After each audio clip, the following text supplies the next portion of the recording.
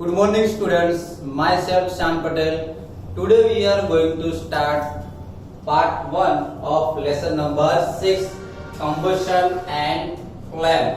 यहाँ पे हमारे चैप्टर का नेम है बच्चों combustion and flame. तो सबसे पहले तो हमें ये समझना जरूरी है कि combustion क्या है. What is combustion? Okay? So see here, what is combustion? We learned that magnesium bonds to form magnesium oxide and produce heat and light. जैसे कि हमने आगे के चैप्टर में हमने पहले भी सीखा कि मैग्नीशियम की जो स्ट्रिप होती है, जब मैग्नीशियम को हम बर्न करते हैं, जब मैग्नीशियम को हम जलाते हैं तब क्या होता है, तो उसमें से मैग्नीशियम ऑक्साइड बनता है and produce heat and light. Magnesium oxide उसमें से बनता है और उसमें से हीट एंड लाइट प्रोड्यूस होती है. बराबर. एक बार फिर से मैं आपको समझा दूं कि जब हम मैग्नीशियम को बर्न करते हैं तब उसमें से न्यू सब्सटेंस मैग्नीशियम ऑक्साइड बनेगा और उसमें से साथ में ही हीट एंड लाइट भी प्रोड्यूस होगी. Clear? Okay. Then now a chemical process in which a substance reacts with oxygen to give off heat is called combustion. तो यहाँ से यहाँ पे हमको combustion की डिफाइन दी है. What is combustion? तो combustion की डिफाइन को इस तरीके से कि कोई भी सब्सटेंस हो जब वो केमिकल ऑक्सीजन के साथ जब रिएक्ट करेगा, किसके साथ? ऑक्सीजन के साथ. जब वो ऑक्सीजन के कांटेक्ट में आएगा तो substance react with oxygen to give off heat, और जब हीट प्रोवाइड करेगा, बराबर, तब उस प्रोसेस को हम बोलेंगे कंबशन. याद रखा, यहाँ पे ऑक्सीजन वर्ड यूज किया है. कंबशन के लिए ऑक्सीजन इंपॉर्टेंट है. यहाँ पे देखिए डिफाइन में भी ऑक्सीजन को यूज किया है. A chemical process in which a substance react with oxygen. Substance oxygen के साथ रिएक्ट करेगा, वो ऑक्सीजन के कांटेक्ट में आना चाहिए. To give off heat is called combustion. और जब बाद में वो हीटिंग होता है तो उसको बोलते हैं कंबशन. समझ में आया? तो ये यहाँ पे एक बात बहुत जरूरी है कि कंबशन में ऑक्सीजन होना बहुत इंपॉर्टेंट है. बराबर. तभी कंबशन प्रोसेस होगी. ओके. क्लियर?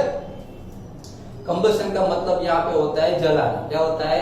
जलना. ओके. कोई भी सब्सटेंस जलता है तो उसको कंबशन प्रोसेस कहेंगे. The substance that undergoes combustion is said to be combustible. यहाँ पे combustible की डिफाइन दी हमको. What is combustible?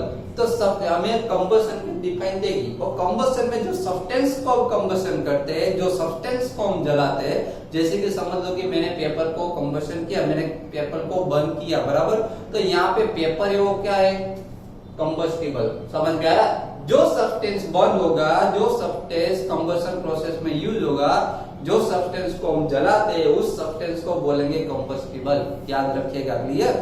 यहाँ पे ऊपर हमने मैग्नीशियम बर्न किया, मैग्नीशियम जलाया, बराबर. तो कंबशन प्रोसेस में जो मैग्नीशियम है वो कंबस्टिबल हुआ, क्योंकि मैग्नीशियम जला, मैग्नीशियम बर्न हुआ, इसीलिए मैग्नीशियम है वो कंबस्टिबल हुआ. क्लियर? समझ में आया? Okay. Then now it is also called a fuel. देखिए कंबस्टिबल तो कहा जाता है, लेकिन कंबस्टिबल को फ्यूल भी कहते हैं. समझ में आया? ओके. देन समझ लो कि यहाँ पे मैं आपको एग्जांपल दूं कि जैसे कि समझ लो कि हमारा व्हीकल है, टू व्हीलर है, तो टू व्हीलर क्या कंबशन भी होता है, उसमें भी कंबशन होता है. जैसे कि समझ लो कि मैं टू व्हीलर में पेट्रोल डालूं तभी मेरा टू व्हीलर चलेगा. समझ में आया? फोर व्हील है तो फोर व्हील में भी हम पेट्रोल डीजल डाले तभी चलती है फोर व्हील. समझ में आया?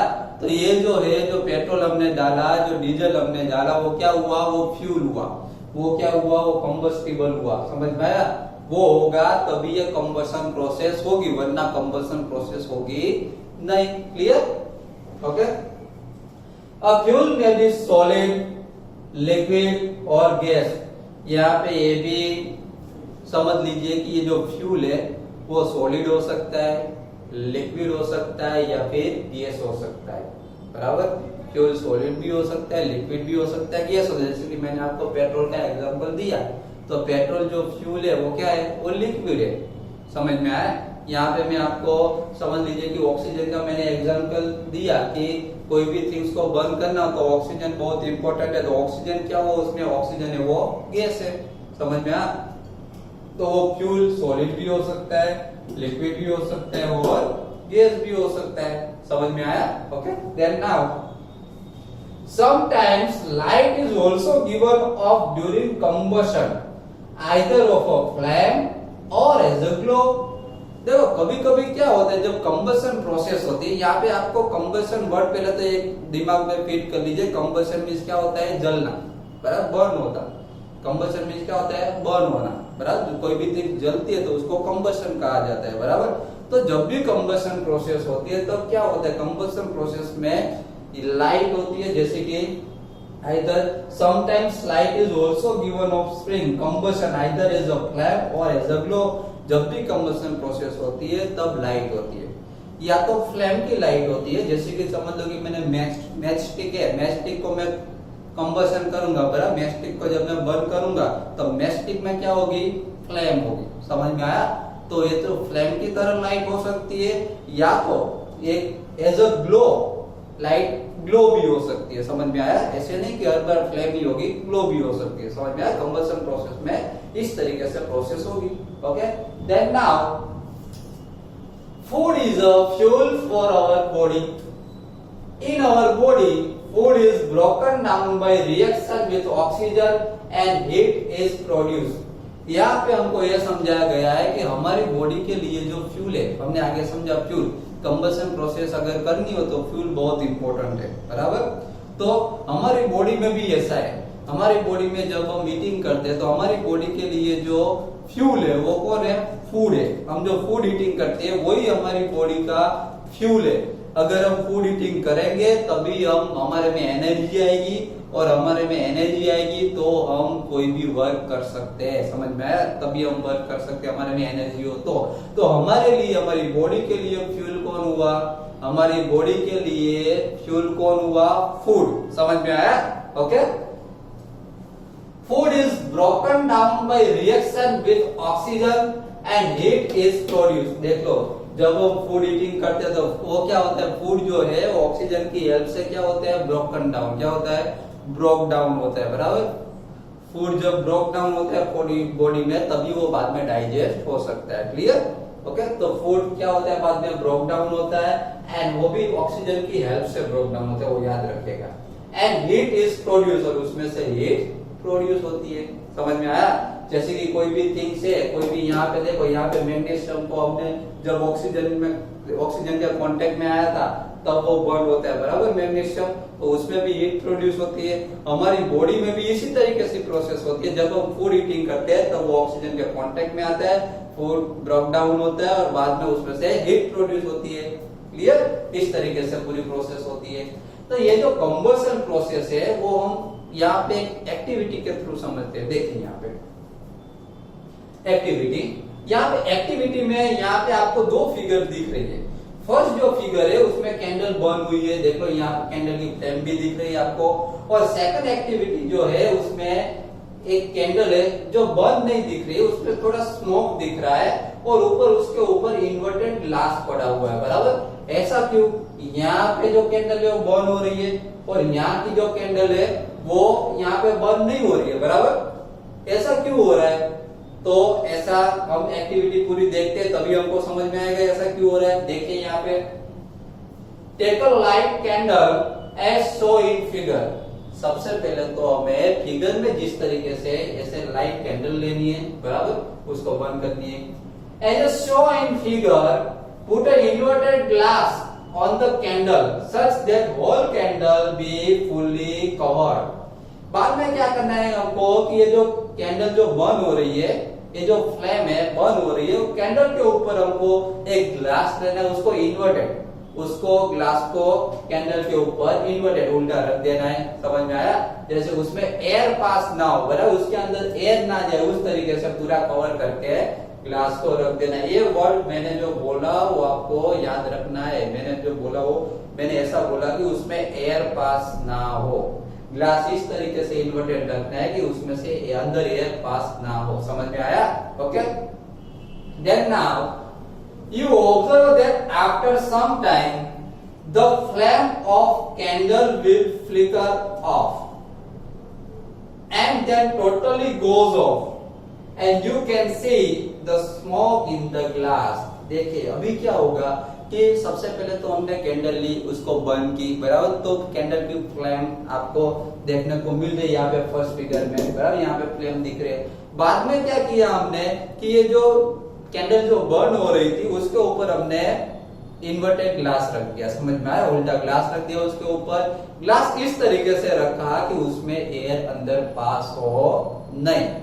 अभी क्या होगा, आफ्टर सम टाइम, थोड़े टाइम के बाद में क्या होगा कि ये जो फ्लेम आपको दिख रही है वो फ्लिकर ऑफ, धीरे धीरे फ्लिकर ऑफ होने लगेगी, बराबर, धीरे धीरे बुझने लगेगी वो कैंडल, ओके। और बाद में क्या होगा, देन टोटली गोज ऑफ, बाद में एक टाइम ऐसा आएगा कि वो जो कैंडल की जो फ्लेम है टोटली गोज ऑफ, टोटली वो क्या हो जाएगी, ऑफ हो जाएगी, बराबर, वो बंद हो जाएगी, फ्लेम आपको बंद हो जाएगी। और बाद में उसमें सिर्फ आपको स्मोक उड़ता हुआ दिखाई देगा। अभी हमारे दिमाग में एक क्वेश्चन हो कि सर ऐसा क्यों हुआ, जब हमने ग्लास रखा तो थोड़ी देर वो जो कैंडल थी उसकी जो फ्लेम थी वो थोड़ी देर फ्लिकर ऑफ, थोड़ी देर क्या हुई, थोड़ी देर धीरे धीरे ऑफ होती गई, बराबर। और एक टाइम ऐसा आया कि पूरी वो फ्लेम क्या हो गई, ऑफ हो गई। ऐसा क्यों, इसके पीछे क्या रीजन है जिसकी वजह से ऐसा हुआ?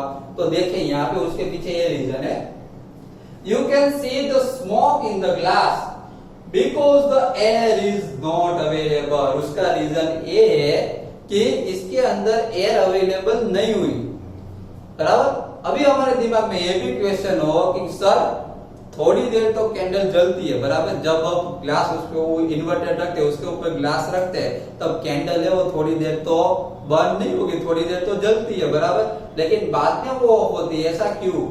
ये भी क्वेश्चन हो ना, थोड़ी देर क्यों जलती है? तो यहाँ पे ये समझ लीजिए कि जब हम ग्लास को उसके ऊपर इन्वर्टेड रखते हैं तब उसके अंदर थोड़ी एयर तो होगी ना, समझ में आया? जब मैंने ऊपर ग्लास रखा तो ग्लास जितनी तो एयर अंदर होगी।